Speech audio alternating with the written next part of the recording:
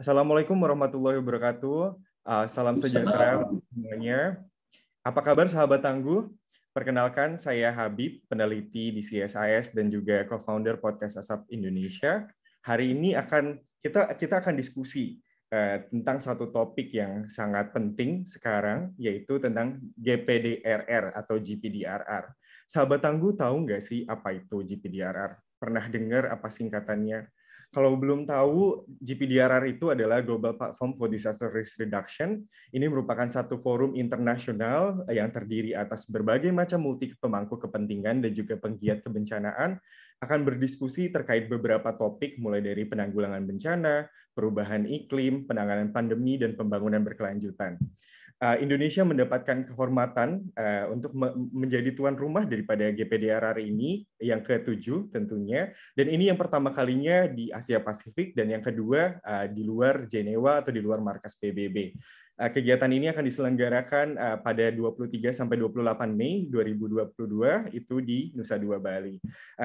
Sahabat Tangguh, melihat berbagai tema yang akan didiskusikan pada GPDRR, tentunya Indonesia melalui pemerintah perlu memberikan gambaran mengenai proses dan perkembangan Indonesia selama ini dalam rangka mengurangi resiko bencana.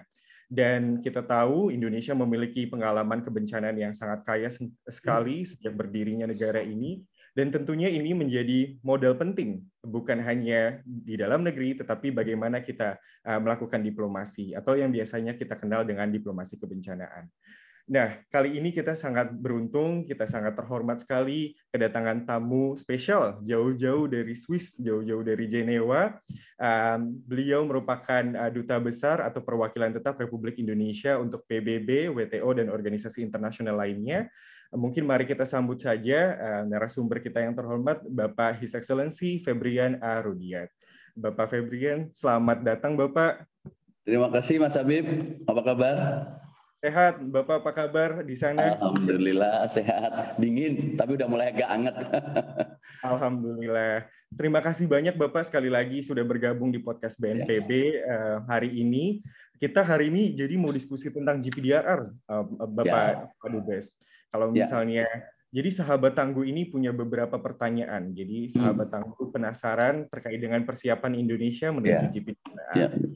Mungkin pertanyaan pertama adalah bagaimana pandangan Bapak terkait dengan posisi Indonesia sebagai negara kepulauan yang memiliki resiko bencana alam yang sangat banyak gitu Pak. Kan kalau misalnya kita tahu di PBB juga terdiri dari beberapa negara kepulauan gitu ya. Berdasarkan interaksi Bapak dengan negara-negara tersebut, apakah memang benar negara kepulauan ini lebih rentan dibandingkan negara-negara lainnya? Silakan. Baik Mas Habib, terima kasih. Ini pertanyaan yang sangat logik ya, masuk akal. Ya, memang kalau kita lihat kita kan negara kepulauan terbesar ya, tidak kurang dari 17.000 pulau. Dan ini kadang-kadang negara lain melihat kita dengan amazed gitu ya, bagaimana pemerintah Indonesia bisa mengelola suatu wilayah yang demikian besar, bukan hanya sekedar besar, tapi juga terpecah dalam 17.000, termasuk di dalamnya ada suatu teritori water teritorial yang cukup besar. Nah, memang ada plus minusnya akhirnya. Jadi dari sisi pertahanan misalnya, dengan besarnya banyaknya jumlah pulau-pulau, kita memiliki secara geografis memiliki keunggulan di bidang pertahanan. Agak susah menduduki Indonesia secara bersamaan, apalagi 17.000 pulau. Tapi challenge-nya juga ada ya, bagaimana mengelola, bagaimana memastikan bahwa di antara pulau-pulau itu tidak ada poros gitu ya, atau lubang-lubang yang pada titik tertentu juga bisa mengancam keamanan dan mungkin some point pertahanan kita. Nah, challenge lagi dari kondisi geografis kita ini dan mungkin topografi juga adalah kita dikenal sebagai wilayah Ring of Fire. Artinya memiliki jumlah gunung dan kemudian volcanoes yang masih aktif, sudah banyak, dan ada di berbagai seperti ada di sepanjang kepulauan-kepulauan di Indonesia. Nah, artinya apa? Artinya dalam secara geografis dan secara kultural, bangsa kita ini memang sudah biasa hidup dengan challenges yang berupa bencana-bencana yang disebabkan oleh adanya banyak ring of fire. Kita lihat ada masalah gempa bumi, adalah masalah tanah longsor, kemudian juga naiknya permukaan laut, banjir. Nah, kalau kita lihat misalnya tahun 2022 sendiri ya, baru 3 bulan kan, 2022. Ini sudah tercatat tidak kurang dari 1034 kejadian bencana yang terjadi di seluruh Indonesia. Dan kita tidak hanya kita udah hidup dengan situasi ini kan udah berpuluh-puluh tahun, beribu-ribu tahun mungkin ya. Sehingga kemudian secara logis timbul atau kita memiliki semacam kemampuan local wisdom dalam menangani bencana. Memang sekarang masalahnya adalah bagaimana local wisdom ini bisa kita dorong, bisa kita jadikan aset kekayaan bangsa kita, termasuk pada saat kita berhubungan dengan negara lain. Dan demikian adalah tugas kita bersama sekarang. Setelah local wisdom ini ada, harus kita tentunya dengan alat-alat yang lebih modern, metode komunikasi yang lebih canggih, teknologi yang lebih baru. Kita bisa local wisdom ini kita jadikan leverage bagi kita untuk meningkatkan kesiapsiagaan kita dalam menangani bencana, termasuk juga membantu negara lain di sekitar wilayah kita yang juga mengalami bencana. Karena bencana ini kan, Mas Habib, ini kan datang tidak diundang, pulang tidak diantar nih, kalau kata orang anak-anak sekarang. Jadi we always have to ready gitu loh. Nah, upaya memitigasi menjadi satu isu tertentu. Oleh karena itu diplomasi kita di PBB tentunya kalau kita lihat ya, kita ini kan diplomasi kita, salah satu DNA diplomasi kita ini adalah diplomasi kemanusiaan. Di dalam diplomasi kemanusiaan bukan hanya bicara mengenai hak asasi manusia, tapi keamanan manusia itu secara utuh, termasuk keamanan dari bencana. Nah, bencana sih memang nggak bisa ditahan ya, nggak bisa ditolak. Tapi bagaimana memitigasi hasil atau dari adanya bencana ini yang menjadi sekarang salah satu prioritas dalam diplomasi kita di luar negeri. Nah, tempat yang paling tepat untuk membahas ini ya tentunya ada di organisasi-organisasi internasional yang sifatnya global dan multilateral, yang dalam hal ini ada di Jenewa. Kalau kita lihat, sehingga dengan demikian posisi PTRI Jenewa ini menurut saya untuk isu kebencanaan, penanganan bencana, kemanusiaan menjadi sangat-sangat ultimate ya, menjadi sangat penting dan menjadi mengemuka. Ini yang sekarang sedang kita lakukan bersama, contohnya dengan rencana penyelenggaraan GPDR nanti itu. Menarik banget tadi dari Pak Dubes menyampaikan banyak sekali poinnya, mulai dari kearifan lokal, kemudian diplomasi kemanusiaan, dan juga bagaimana kita memproyeksikan diri kita di panggung internasional ya, terutama di forum-forum internasional. Pak Dubes, kalau misalnya sahabat tangguh boleh lanjutkan lagi pertanyaannya. Kalau menurut Pak Dubes, bagaimana caranya kita menekankan bahwa identitas maritim, identitas negara kepulauan dalam pengurangan resiko bencana, dalam diplomasi kebencanaan Indonesia itu sangat penting. Kita tahu waktu tahun 1982 Indonesia berhasil menggolkan identitas kepulauan dalam UNCLOS, gitu ya, hukum laut internasional. Apakah kita bisa melakukan hal itu kembali di dalam pengurangan resiko bencana di tingkat dunia ya? Ya mungkin tidak terkait langsung ya antara negara maritim dengan kemampuan penanganan bencana. Tetapi lebih kepada, kalau saya lihatnya lebih kepada kondisi geografis dan topografi Indonesia. Walaupun dia maritim, tapi dia juga kita memiliki banyak gunung-gunung berapi yang masih aktif.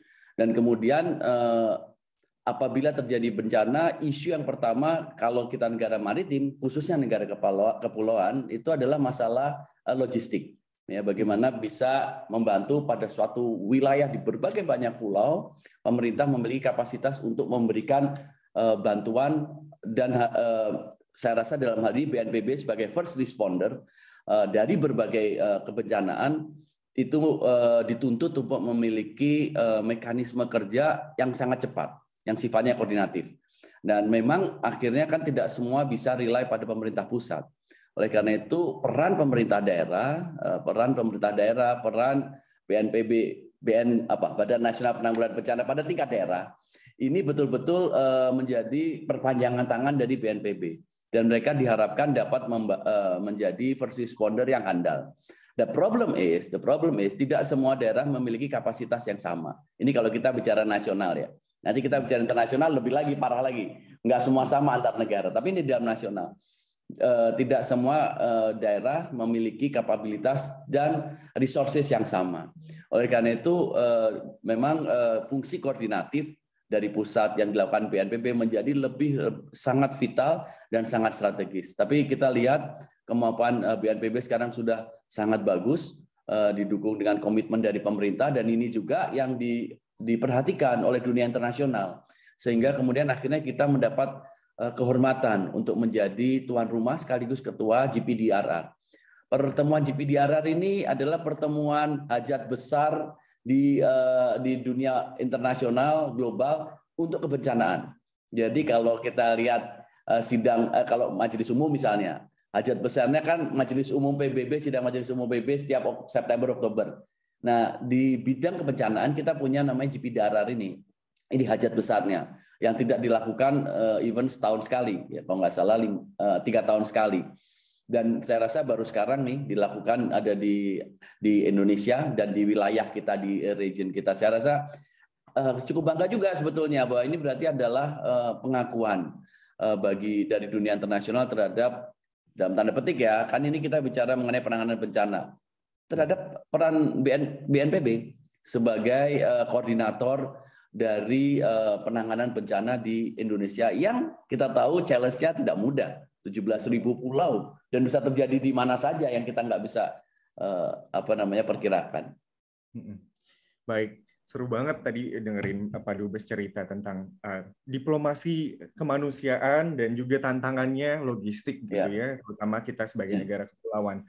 Pak Dubes, kalau misalnya sahabat Tangguh boleh tanya lagi, sebenarnya bagaimana sih landscape atau gambaran diplomasi Indonesia baik di dalam negeri maupun di luar negeri? Maksudnya bagaimana kita mengkoordinasikannya di dalam negeri dan memproyeksikan atau implementasinya di luar negeri? Silakan Pak Dubes. Baik, kalau kita lihat diplomasi Indonesia itu kan biasanya kita pisah dalam 3 kategori utama. Ada diplomasi bilateral, ada diplomasi regional, ada diplomasi multilateral. Diplomasi bilateral itu biasanya langsung antar satu negara dengan satu negara, Indonesia dengan satu negara ya.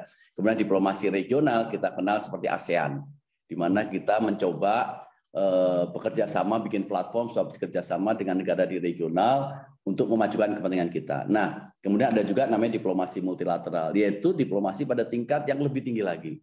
Nah, harapan kita, kalau kita lihat sekarang diplomasi yang kita lakukan kan, Ibu Menlu juga sampaikan bahwa diplomasi kita ini adalah total diplomasi. Artinya kita tidak lagi memilih mana yang lebih penting, apakah diplomasi multilateral lebih penting, regional lebih penting, bilateral lebih penting, enggak. Tapi ini lebih sekarang diplomasi kita lebih terintegrated. Jadi lebih kepada division of work. Mana yang diselesaikan pada forum multilateral, mana pada forum regional, dan mana yang kemudian bisa dilakukan secara efektif pada region bilateral. Jadi ini asumsinya dulu atau koridornya. Nah, tentunya kalau kita bicara mengenai diplomasi multilateral, karena ini paling dekat nih dengan GPDRR ya. Jadi saya nyamber ke situ dulu. Di multilateral, apa yang kita lakukan dalam diplomasi multilateral ini kan ada 3 hal yang kita lakukan. Yang pertama adalah mengenai norm shaping, artinya kalau di tingkat global, tingkat multilateral, tugas organisasi internasional atau negosiasinya adalah melakukan norm setting sebetulnya. Jadi norm setting yang bisa dalam bentuk sifatnya ya hanya himbauan gitu ya, hanya political yang agak lebih kuat lagi political commitment gitu, kemudian ada political obligation sampai yang legally binding. Gitu ya, jadi spektrumnya cukup luas. Nah, ini tugas diplomasi multilateral sebetulnya untuk membawa kepentingan Indonesia dalam berbagai kegiatan norm setting. Tapi sebelum norm setting itu harus ada norm shaping. Kita punya ide, kita perkenalkan dulu, nanti negara-negara, oh bagus juga ya idenya Indonesia ya. Oke, pada titik norm setting kita sudah pada fase norm setting dengan norm shaping yang sudah kita buat dulu, kita siap dulu, kita akan menjadi banyak pendukung. Nah, kalau sudah diputuskan dalam norm setting, kemudian akan dilaksanakan, kemudian ada namanya norm sharing. Artinya negara-negara yang berhasil melaksanakan keputusan-keputusan dalam norm setting itu, be it itu legally binding atau hanya political obligation, itu memiliki kapasitas yang kemudian dapat di-share kepada negara lain untuk ini loh, kalau kamu ingin menjalankan ini loh step-stepnya, aturan kamu harus demikian. That's the point of diplomasi multilateral. Nah, kemudian pada tingkat yang lebih kecil lagi di regional, norma-norma yang sudah disepakati ini kemudian akan diterjemahkan lagi untuk platform kerjasama regional. Tentunya dengan jumlah negara yang terlibat dalam diplomasi regional yang lebih kecil, biasanya akan bisa didapat persamaan atau kerjasama yang lebih luas. Jadi ini kan hukum alamnya gitu. Semakin banyak kita kumpul orang, 193 seluruh negara dunia, semakin kecil point of kerjasama yang bisa disepakati. Tapi begitu kita semakin sedikit, jumlahnya ASEAN misalnya 10, akan semakin besar. Karena mengambil keputusan di antara 10 negara itu akan lebih mudah daripada 193 negara. Nah, setting ini yang jadi norma yang besar tadi kemudian diturunkan kepada regional yang harapannya akan lebih diperkuat lagi karena tidak perlu persetujuan orang banyak dan platformnya cenderung sama di ASEAN. Ini bisa menjadi yang dilakukan di tingkat multilateral tadi, global tadi bisa diturunkan menjadi lebih agak membumi pada tingkat regional karena sangat kontekstual dengan situasi regional yang ada. Pada gilirannya kesepakatan ini kemudian diturunkan lagi menjadi kesepakatan bilateral di antara dua negara. Nah, ini akan lebih kuat lagi nih. Ya, karena dengan dua negara lebih banyak yang bisa dilakukan, lebih mudah pengelolaannya dan lebih membumi langsung bisa dilakukan oleh para stakeholder nasional. Ini cara berpikir ini yang coba yang memang menjadi proses dalam diplomasi kita. Jadi kalau kita GPDR sekarang kita mulai GPDR, nanti kita akan bahas masalah kebencanaan pada tingkat global. Nah, kita itu sudah punya pada tingkat regional, kita memiliki inisiatif waktu itu namanya Regional Conference on Humanitarian Assistance yang kita lakukan tahun 2019 dan 2021. 2 kali. Dan ini inisiatif Indonesia. Dan ini tidak ada region lain yang memiliki platform kerjasama seperti yang Regional Conference of Humanitarian Assistance yang dilakukan oleh Indonesia. Kenapa? Karena kita tahu di Asia Pasifik luar biasa, bukan hanya kita loh, luar biasa potensi dan kejadian bencana di sekitar Asia Pasifik. Itu yang pertama. Yang kedua, kapabilitas dari masing-masing negara Asia Pasifik itu jomplang. Ada yang hebat banget kayak Australia, ada yang hebat juga seperti Singapura, tapi kecil. Ada yang memang kurang banget di daerah Indochina misalnya seperti Myanmar, apalagi Asia Selatan. Dan mereka, nah ini kan bencana ini kan pasti sekarang ini kalau kita bencana pasti tidak sendirian Mas Habib. Bencana ini selalu saling bantu-membantu. Nah, saling membantu ini itu perlu namanya interoperability. Dengan kesamaan kapabilitas yang sama, ini akan lebih efektif pada saat memberikan bantuan. Kalau beda, gapnya beda, bukannya bantu malah ngeribetin gitu loh. Jadi ya ini yang dari regional conference ini maksud kita untuk menyamakan kapabilitasnya sehingga kalau ada kejadian di katakanlah salah satu negara di region kita bisa membantu cepat dan kita tahu yang kita kirim ini memiliki SOP yang sama pada saat penanganan bencana di negara kita. Kira-kira gitu. Wah, keren banget. Sahabat Tangguh terkesima gak sih dengerin penjelasannya dari Pak Dubes? Ini keren banget. Jadi kalau misalnya tadi kita boleh ambil sedikit pernyataan dari Pak Dubes, itu berarti ada peluang atau bahkan sudah menjadi kepemimpinan Indonesia gitu ya Pak Dubes ya. Betul. Bagaimana kita melakukan norm setting, shaping, setting dan sharing. Sekaligus sharing ya. Sharing, siap. Berarti ini adalah modalitas Indonesia dan tidak hanya di multilateral. Tadi Pak Dubes cerita tentang di regional dan juga di bilateral. Mungkin Pak Dubes kalau misalnya boleh cerita lagi Pak Dubes bagaimana kalau misalnya kita melakukan norm setting dan norm sharing di Jenewa gitu terkait dengan isu kebencanaan ini. Ya, jadi kalau kita lihat di Jenewa itu kan banyak organisasi kemanusiaan ya, baik itu dalam bentuk NGO maupun organisasi internasional. Contohnya ICRC atau Palang Merah Internasional ada di Jenewa. Kemudian IFRC, jadi itu ada persatuan antara kan selain Palang Merah ada Bulan Sabit Merah nih, Red Crescent gitu ya, itu ada di sini. Kemudian United Nations Disaster Risk Reduction ada di sini. Artinya organisasi UN yang memang dibentuk untuk menangani menangani bencana ada di sini. Jadi kita memiliki semua stakeholder di sini. Oleh karena itu penting sekali kenapa teman-teman di PT Regen Dewa outreach kepada mereka, misalnya pada saat kita mengadakan Regional Conference on Humanitarian Assistance, kita mengundang betul UN juga. Kita mengundang organisasi internasional, oh ayo loh datang nih, Indonesia punya inisiatif ini. Dari mereka pun kita tahu bahwa tidak ada di tempat lain yang punya inisiatif yang sama gitu ya. Jadi artinya that's what we call it norm setting, sekaligus kita melakukan norm sharing agar negara-negara di kawasan lain juga mulai berpikir perlu adanya platform kerjasama untuk bikin yang sama. Dan norm setting ini kita lakukan biasanya kalau UNDRA di dalam platform ya melalui sidang ya. Melalui sidang, kemudian kita negosiasi outcome dari sidang, hasilnya apa, dan apapun yang kita dapat dari region, misalnya kita kan di tingkat regional kita ada ASEAN, ada AHA Center. Dan kita inisiatornya juga. Itu kayaknya mulai sejak adanya tsunami nih kalau nggak salah. Jadi itu lesson learn yang luar biasa zaman waktu kita tangani tsunami, dan kemudian kita tunjukkan bahwa ada kebutuhan bagi ASEAN untuk juga memiliki mekanisme bantuan yang namanya kemudian dibentuk menjadi AHA Center, ASEAN Humanitarian Assistance Center. Nah, mereka memiliki lesson learn best practices. Nah, ini yang kita bawa juga ke sidang-sidang di UN, UNDRR, kemudian kita sampaikan juga ke Palang Merah Internasional. Ini loh ada lesson learn dari region kita, dan kita juga belajar juga dari region lain, walaupun tidak secara terstruktur, tapi paling tidak kita ada diskusi dengan negara-negara lain dari region lain yang lesson learn juga yang sama, yang kemudian kita harapkan dapat memperkaya peningkatan kapasitas para local actor di negara-negara di ASEAN. Karena bagaimanapun local actor ini nanti yang akan menjadi pemimpin. Jadi negara-negara lain sekedar memberi bantuan, tapi yang berdiri di depan itu harus local actors. Nah, ini sekarang tugas kita mengempower para local actors kita beserta local wisdom-nya untuk bisa membuat suatu mekanisme kerja penyaluran bantuan yang lebih efektif dan efisien. Aduh, seru banget, ini poin yang penting banget yang mungkin khas dari Indonesia itu kita kaya akan kearifan lokal ya Pak Dubes. Yang memang tadi Pak Dubes sampaikan bahwa kearifan lokal itulah yang penting dalam pengurangan resiko bencana, bukan hanya di Indonesia, tapi bahkan di tingkat global, bahwa nggak ada one solution fits all. Jadi tidak ada satu solusi untuk semuanya. Betul, Mas Habib.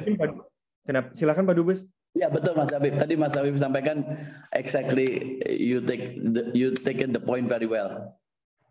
Iya.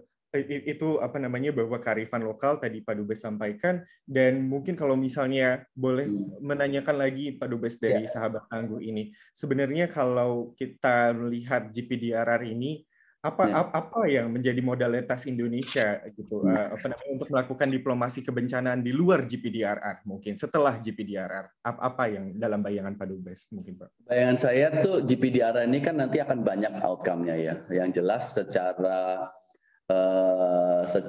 formal akan ada co-chair summary, ya, yaitu adalah pandangan co-chair terhadap apa-apa yang sudah dibahas di GPDRR. Ya, kebetulan kan kita akan jadi co-chair bersama UN. Jadi kita memilih sebagai tuan rumah dan sebagai co-chair kita memiliki diskresi yang banyak untuk bisa membuat co-chair summary. Nah, tapi kemudian dalam sidang yang saya rasa akan sekitar 5 hari nanti, itu akan banyak inisiatif, akan banyak pemikiran, akan banyak mungkin ide-ide platform kerjasama untuk isu spesifik tentu yang akan mulai nah ini bagian dari norm shaping, mulai dikenalkan ya, dan yang penting lagi ada upaya, suatu proses, ada namanya Sendai Framework. Sendai Framework ini adalah jadi semacam kesepakatan bersama dari negara-negara peserta Sendai Framework how to address soal bencana, isu bencana. Ini mekanisme internasional, mekanisme global. Nah, Sendai Framework ini ada midterm review-nya gitu ya. Jadi bikin framework tapi di tengah-tengah misalnya dia berjalan untuk berapa tahun? Untuk sampai 2030. Jadi Sendai Framework dirancang merupakan framework bagaimana meningkatkan kemampuan penanganan bencana, platform cooperation-nya, memitigasi bencana sampai tahun 2030. Tapi di tengah gaya-gaya diplomasi multilateral ini kan nggak kasih blank check nih. Udah nanti kita tunggu tahun 2030 gimana bentuk enggak. Ini ada midterm review-nya. Nah, midterm review-nya itu nanti tahun 2023. Di situ akan direview. Setelah tengah jalan ini, kira-kira apakah Sendai Framework ini ada perlu penguatan? Apakah ada yang kurang? Apakah ada hal-hal baru yang harus ditambah lagi di dalam plan of action? Nah, dalam GPDR nanti, salah satu agendanya adalah memulainya midterm review, persiapan midterm review tahun depan untuk Sendai Framework. Nah, semua itu yang ada pemikiran, platform, kemudian inisiatif, ini adalah sesuatu yang harus di carry over, baik pada tingkat regional, seperti saya bilang dari isu global, kemudian diturunkan tingkat regional, maupun pada tingkat bilateral. Oleh karena itu, dengan adanya GPDR ini bukan berarti sudah selesai pekerjaan, tapi justru ini titik dimulainya pekerjaan. Semua kesepakatan, semua platform, semua inisiatif harus kita implementasikan, karena kalau tidak akan sayang. Udah kumpul orang banyak, pemikirannya banyak, tapi kemudian akan tertutup disimpan aja gitu loh. Nah, ini tugas kita sebetulnya untuk bisa mulai nanti masing-masing negara, kembali kepada masing-masing negara, mulai bahasa Jawanya metanin gitu ya. Petanin gitu ya, dipetanin gitu. Oke, kita perlu ini. Ada platform, katakanlah platform online sharing kontak point di seluruh dunia mengenai capacity, spesialis capacity yang bisa dimanfaatkan misalnya khusus untuk penyelamatan di tanah longsor, ada teknik-teknik, ada platform yang bisa menyediakan bantuan. Nah, itu harus kita catat dan harus kita gunakan bagi penanganan kita sendiri untuk meningkatkan kapasitas kita. Jadi akan banyak hal-hal yang nanti bisa kita serap dan harus kita serap saya rasa, karena kita udah keluarkan resources untuk pertemuan ini yang kemudian harus kita bawa tidak hanya di global tapi juga di regional dan pada tingkat nasional. Baik. Pak Dubes, sahabat tangguh punya satu pertanyaan terakhir.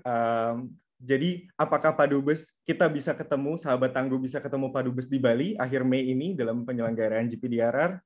Insya Allah nanti kita ini, karena gini Mas Habib, ini para tangguhers ini kalau ada gini, ada suatu inisiatif dari Switzerland. Jadi saya tuh kemarin didekati oleh Dubes Switzerland di sini. Mereka punya program 1 Million Action Challenge. Artinya mengumpulkan 1 juta generasi muda untuk sama-sama komitmen melakukan hal yang sama dalam hal penanganan bencana.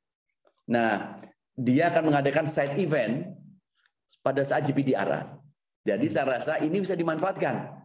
Kita bisa bertemu, bisa hybrid, yang nggak bisa datang bisa pakai Zoom, tapi yang bisa ada di Bali, kita bertemu sama-sama, kita bahas bagaimana sebetulnya peranan generasi muda ini dalam hal penanganan bencana. Apa yang bisa dilakukan, siapa yang tertarik untuk, karena sekarang ada nih profesi terkait masalah penanganan bencana. Ada kapabilitasnya, ada ekspertisnya. Ini kan terbuka luas nih, berkarir di bidang penanganan bencana yang nanti kita memiliki generasi muda yang tangguh gitu ya, yang memang expert di bidang bencana, kan ini akan selalu diperlukan. Betul. Nanti kita bisa ketemu di side event. Siap.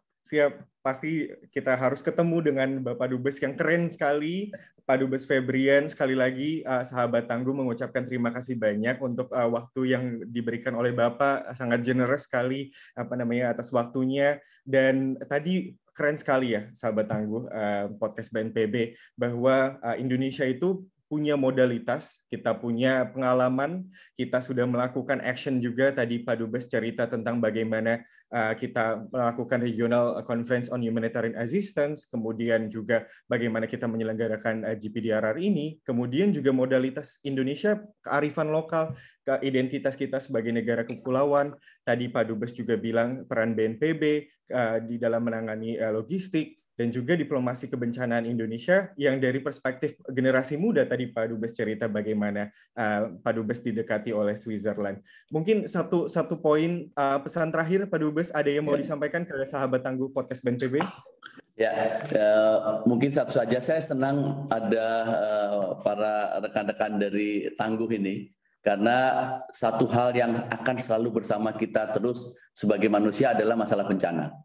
Dan itu yang seperti saya sampaikan, bencana ini, kemampuan kita menghadapi bencana itu akan sangat ditentukan oleh kesiapsiagaan kita. Tidak ada obat atau resep yang paling mujarab selain kesiapsiagaan dalam menghadapi bencana.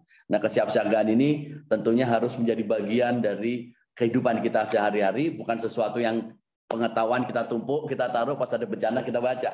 Tapi udah menjadi bagian dari keseharian kita, dan saya rasa kita memiliki sebagai negara yang sangat bencana itu tadi jumlahnya juga dalam 3 bulan aja udah 1000-an. Ini memang suatu keharusan bagi kita, apalagi generasi muda, dan saya senang kalau memang generasi muda seperti para tangguhers ya, kalau ini memiliki concern yang sama dan minat yang besar untuk bicara mengenai masalah bencana. Tidak akan berhenti, ada startnya tapi nggak akan berhenti. Betul sekali Pak Dubes. Jadi tidak akan pernah berhenti kita mendiskusikan isu kebencanaan ini, tapi sayangnya kita harus berpisah hari ini dengan Bapak Dubes. Jadi sekali lagi sahabat Tangguh, Bapak Dubes, terima kasih banyak untuk waktunya. Demikianlah BNPB episode kali ini. Jangan lupa bagi seluruh sahabat Tangguh, pegiat kebencanaan yang belum mendaftarkan diri ke event GPDRR 2022, segera daftar karena kita pengen ketemu Pak Dubes di Bali nanti akhir Mei. Jadi jangan lupa daftar kegiatan GPDRR ini, dan juga jangan lupa terus ikuti kegiatan-kegiatan BNPB terkait dengan Road to GPDRR 2022. Saya Habib, dan hari ini sesi bersama Pak Duta Besar Ambasador Febrian Rudiard. Mohon undur diri. Sampai jumpa dan terima kasih. Terima kasih Pak Dubes. Sama-sama.